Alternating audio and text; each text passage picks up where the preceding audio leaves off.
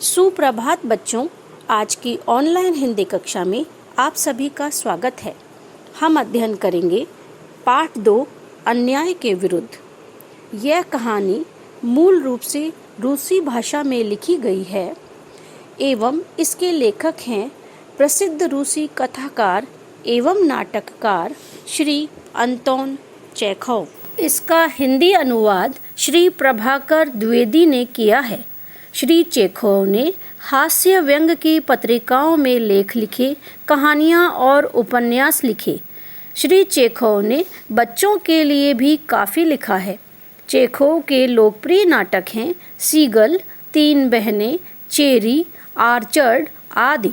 इस कहानी में चेखव ने यह संदेश देने का प्रयास किया है कि किसी भी अन्याय को सहना नहीं चाहिए। अपने अस्तित्व को बनाए रखने के लिए इस कठोर एवं निर्मम संसार से संघर्ष करना होगा। इस संसार में दब्बू, भीरू और कायर लोगों के लिए जगह नहीं है। कुछ दिन पहले की बात है। मैंने अपने बच्चों की मास्टरनी जूलिया को अपने पढ़ने के कमरे में बुलाया और कहा, बैठो जूलिया, मैं तुम्हारी तनख्वाह का हिसाब करना चाहता हूँ।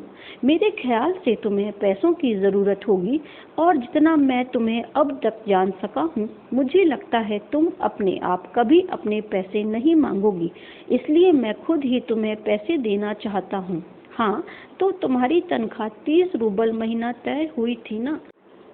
जी नहीं, 40 रूबल, जूलिया ने दबे स्वर में कहा।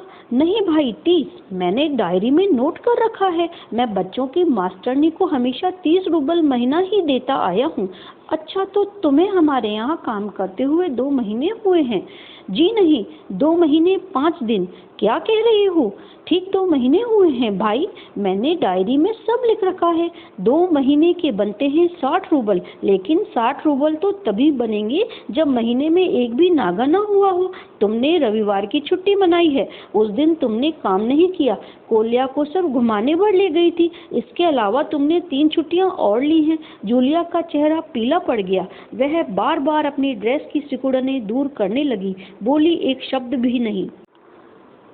हाँ, तो 9 इतवार और 3 छुट्टियां, यानी 12 दिन काम नहीं हुआ। मतलब यह है कि तुम्हारे 12 रूबल कट गए। उधर कोल्या 4 दिन बीमार रहा और तुमने सिर्फ वान्या को ही पढ़ाया। पिछले हफ्ते शायद 3 दिन हमारे दांतों में दर्द हो रहा था और मेरी बीवी ने तुम्हें दोपहर बाद छुट्टी दे दी थी।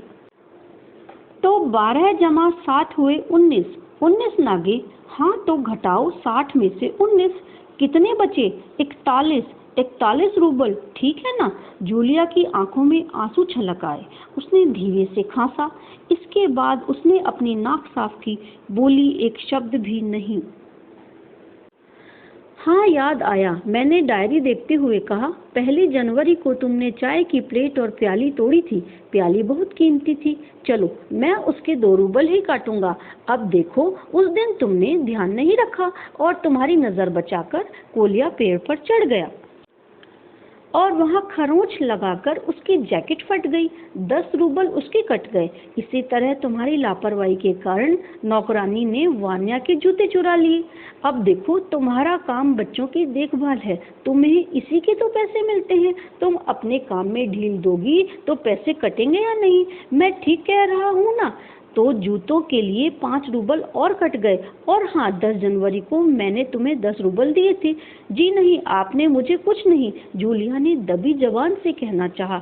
अरे, मैं क्या झूठ बोल रहा हूँ? मैं डायरी में हर चीज नोट कर लेता हूँ। तुम्हें यकीन ना हो तो दिखाऊं डायरी?